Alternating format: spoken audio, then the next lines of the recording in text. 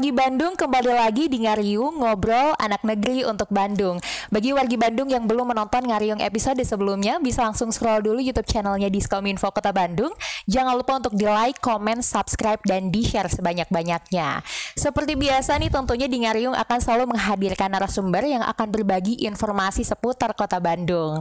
Kalau misalkan kita bicara soal Kota Bandung, tentunya sebagai salah satu kota jasa, Kota Bandung ini juga ingin menghadirkan yang namanya kenyamanan dan juga keamanan, baik bagi wargi Bandung sendiri ataupun juga bagi warga yang memang berkunjung ke Kota Bandung. Nah, salah satu aparat ataupun memang pihak yang membantu untuk menertibkan dan juga menjaga kondusivitas Kota Bandung ini ada dari Kodim 0618 Kota Bandung. Dan hari ini alhamdulillah Ngariung juga berkesempatan untuk main-main ke kantor Kodim Kota Bandung untuk membahas mengenai seputar Kota Bandung dan Kodim itu sendiri. Untuk itu langsung aja kita sambut narasumber kita pada hari ini. Assalamualaikum warahmatullahi wabarakatuh. Waalaikumsalam warahmatullahi wabarakatuh. Apa kabar, Pak? Baik, terima kasih. Teh Adel, sehat? Alhamdulillah sehat. Sebelumnya terima kasih sudah mempersilahkan kami untuk main-main ke sini. Ya, terima kasih juga ya. Berkenan berkunjung main-main ke Kodim 0618 Kota Bandung. Baik.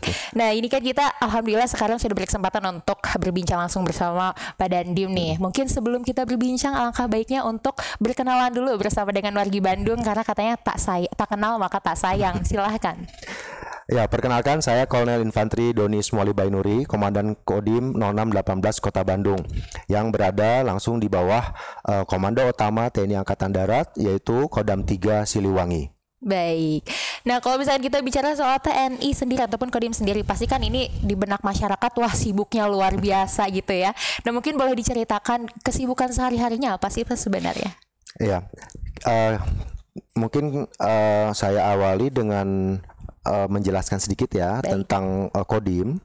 Jadi kita ketahui bersama bahwa TNI Angkatan Darat itu kan terdiri dari berbagai macam satuan yang juga memiliki tugas dan fungsi berbeda. Betul. Nah, khusus untuk pembinaan teritorial, maka dibentuklah satuan komando teritorial, diantaranya dari mulai Kodam, Kodim sampai dengan Koramil-Koramil di jajarannya. Kodim 0618 Kota Bandung ini berada langsung di bawah Panglima Komando Utama, yaitu Kodam 3 Siliwangi, menjadi salah satu satuan teritorial yang memiliki tugas pokok untuk melaksanakan pembinaan teritorial di wilayahnya. Ini dalam rangka menyiapkan dan juga apabila diperlukan nantinya menggerakkan seluruh potensi yang ada di wilayah untuk kepentingan pertahanan dan keamanan negara. Saat ini Kodim 0618 Kota Bandung yang wilayah kerjanya meliputi Kota Madia Bandung itu terdiri dari 14 koramil yang berdisposisi dimulai dari Ujung Berung, Cidadap, Coblong, Bojong Loa, Kaler, dan seterusnya, ada 14 koramil. Baik. Tentu saja dihadapkan dengan pemerintahan administratif dari Kota Madia Bandung sendiri yang terdiri dari 30 kecamatan. Maka ada salah satu atau salah dua begitu koramil yang tidak hanya wilayah tanggung jawab dan wilayah kerjanya hanya satu kecamatan. Jadi ada yang 2, 3, bahkan 4 kecamatan wilayah kerjanya. Nah, kesibukannya seperti itu, melaksanakan tugas dan fungsi sesuai arahan dari Panglima Kodam. Baik. Nah, tentunya juga dengan kehadiran Kodim ini kan bersinergi dengan pemerintah Kota Bandung tentunya. Nah, apa saja sih Pak kegiatan ataupun program dari Kodim ini yang memang membantu mensukseskan program-program di pemerintah kota gitu? Ya, seperti yang saya sampaikan tadi di awal bahwa tugas pokok Kodim sebagai satuan teritorial adalah melaksanakan pembinaan wilayah, pembinaan teritorial. Ini tentu saja sesuai dengan doktrin pertahanan Republik Indonesia bahwa kita ini menyiapkan kondisi di wilayah sedemikian rupa untuk guna menjamin sistem pertahanan keamanan negara yang siap apabila menghadapi ancaman. Baik. Nah, kaitannya dengan pemerintah daerah tentu tadi disampaikan juga sama Teh Adel, kita harus sinergis dengan pemerintah daerah. Berbagai program yang dicanangkan oleh pemerintah daerah, kami dari Kodim, dari Komando Teritorial tentu mensupport dan saling bekerja sama untuk mensukseskan program-program tersebut. Baik itu dari sisi pembinaan wilayah, kemudian peningkatan kesejahteraan masyarakat dan tentu saja keamanan dan ketertiban. Baik. Agar program-program tersebut bisa sukses begitu. Baik. Nah, selain membantu mensukseskan program-program pemerintah, dari Kodim sendiri ada nggak sih program yang memang langsung menyasar kepada masyarakat, membantu kebutuhan masyarakat dan lain-lain? Ya, tentu saja ada ya. Yang jelas melaksanakan fungsi pembinaan teritorial itu dilaksanakan dengan 3 macam metode, yaitu komunikasi sosial, kemudian pembinaan ketahanan wilayah, dan juga bakti TNI. Nah, 3 metode ini kami jabarkan di wilayah dengan secara terus-menerus, kontinu dan tidak terputus, langsung terjun berinteraksi dan membantu kesulitan rakyat. Baik. Jadi berbagai kegiatan sudah kita laksanakan dan terus akan kita laksanakan sesuai dengan arahan dari pimpinan Angkatan Darat untuk selalu hadir bersama masyarakat, mengatasi kesulitan, hambatan maupun permasalahan sosial yang ada di masyarakat. Inilah kegiatannya Kodim sehari-hari di wilayah begitu. Baik. Nah, ini kan di Kota Bandung sendiri sekarang intensitas hujan lumayan cukup setiap hari hujan gitu ya. Lalu juga ada beberapa kejadian memang seperti pohon tumbang dan lain sebagainya. Nah, dari Kodim sendiri bagaimana sih kesiapan dari Kodim untuk membantu masyarakat gitu ya dalam menjaga keselamatannya gitu? Iya, betul. Jadi kita amati ya, cuaca di beberapa bulan terakhir ini memang curah hujan sangat tinggi. Betul. Dan secara geografis Kota Bandung juga sangat rentan terhadap bencana tersebut. Maka kami langkahnya adalah yang pertama terus melaksanakan edukasi, sosialisasi kepada masyarakat untuk selalu mengingatkan tentang bahaya bencana tersebut. Lantas sesuai dengan metode Binter tadi, kita melaksanakan juga berbagai kegiatan bakti TNI, menyiapkan wilayah untuk paling tidak memiliki ketahanan terhadap bencana, pembersihan sampah, perbaikan gorong-gorong ataupun tanggul penahan banjir dan seterusnya. Terus kita lakukan setiap hari. Itu yang tadi saya sampaikan, salah satu metodenya dengan bakti TNI. Di bidang komunikasi sosial khusus tanggap bencana ini juga kami terus memberikan edukasi tadi kepada masyarakat, sekaligus secara langsung berada di tengah-tengah masyarakat untuk mengatasi bencana apabila memang sudah terlanjur terjadi, dari sisi evakuasi, mungkin SAR, dan penyiapan alat perlengkapan. Kami ada beberapa perahu, pelampung dan alat-alat penanggulangan bencana lainnya yang juga didukung penuh dari Kodam. Baik. Nah, mungkin juga dengan adanya kegiatan-kegiatan yang memang erat kaitannya dengan masyarakat ini memang menjadikan TNI ataupun Kodim juga manunggal bersama rakyat gitu ya. Nah, sebetulnya semanunggal apa sih Kodim dengan masyarakat Kota Bandung gitu, Pak?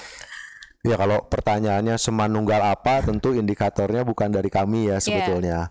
Namun itu tadi kami di teritorial hanya bisa terus-menerus mendatangi, menyertai, mendampingi masyarakat, sehingga setiap saat kita selalu berada di tengah masyarakat.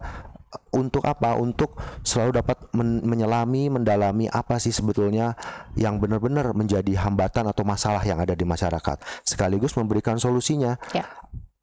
Berbagai kegiatan juga selalu kita laksanakan ya. Kita ketahui mungkin beberapa waktu yang lalu terjadi kelangkaan minyak goreng, kemudian telur dan sebagainya. Kemudian sampai saat ini yang masih berjalan adalah penanganan penyakit mulut dan kuku hewan. Kita dampingi, kita datangi, kita bantu proses vaksinasi hewannya dan seterusnya.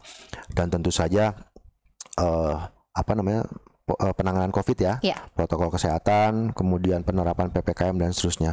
Nah, inilah yang sebetulnya menjadi fungsi dari komando teritorial seperti kami, Kodim.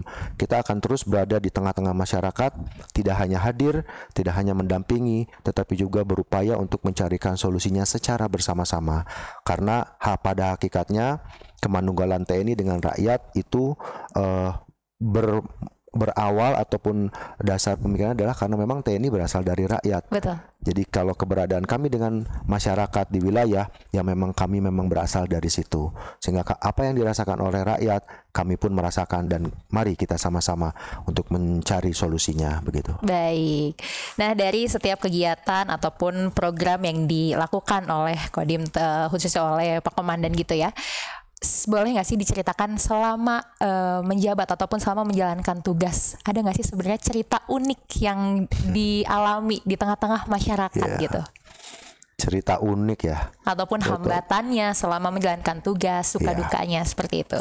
Kalau hambatan atau kesulitan tentu saja ada ya, karena memang setiap pelaksanaan tugas ini kita ketahui aspek sosial kemasyarakatan sangat bervariasi ya, begitu. Hambatan ataupun masalah, kendala tentu ada.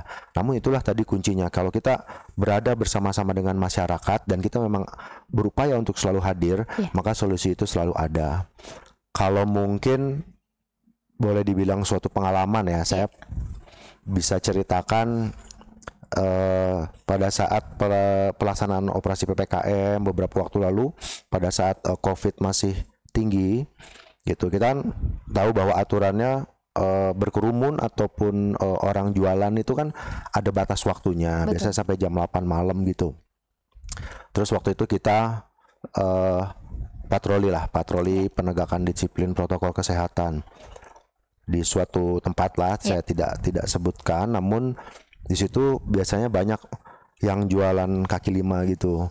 Ada penjual pecel lele, ada penjual nasi goreng dan sebagainya. Nah, pada saat itu memang sudah waktunya untuk berhenti sesuai dengan aturan PPKM kan begitu. Pada saat beliau-beliau ini, para pedagang ini, kami himbau untuk segera membubarkan diri. Itu yang betul-betul menyentuh saya ya secara pribadi, bahwa penyampaiannya seperti ini. Pak, saya kan baru jam 4 sore tadi buka begitu, dan ini sampai jam 7, waktu itu jam 7 lewat sedikit lah, saya baru laku 4 bungkus nasi goreng saya. Nah, kalau Bapak nyuruh saya tutup sekarang, jangankan keuntungan, katanya modalnya aja belum balik. Kan saya berpikir ya di situ bahwa iya sih, benar juga gitu ya, bahwa dalam tentang mereka tidak seperti toko-toko atau kafe mungkin yang bukanya dari pagi atau siang misalnya. Mereka jam 4 sore baru jualan. Sedangkan batas waktu jam 8 itu belum terlalu banyak mereka bisa menjual.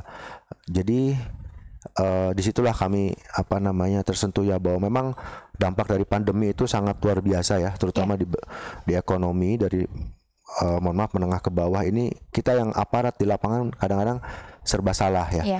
Namun disitulah serba salahnya gini, artinya aturan kan memang sudah ada ditegakkan, itu pun untuk kemaslahatan bersama. Tetapi jika dilihat dari sisi kemanusiaan, kita juga memahami lah problem masyarakat seperti itu, sehingga kami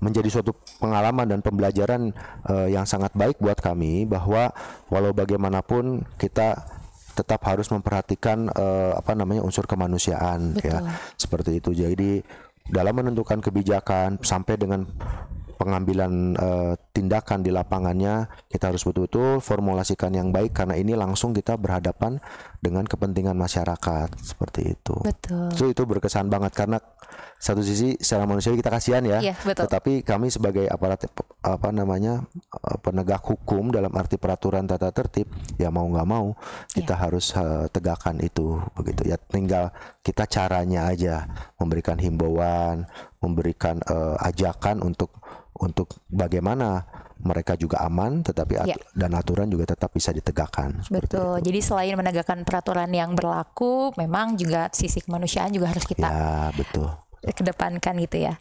Nah, ini kan mungkin sebagian warga Bandung yang menonton juga, kalau misalkan dulu kita dari sekolah dasar sampai dengan sekolah menengah atas gitu ya, belajar mengenai sejarah. Memang sejarah di Indonesia, khususnya di kota Bandung gitu ya, mengenal pahlawan-pahlawan ini memang salah satu backgroundnya adalah dari seorang TNI gitu ya.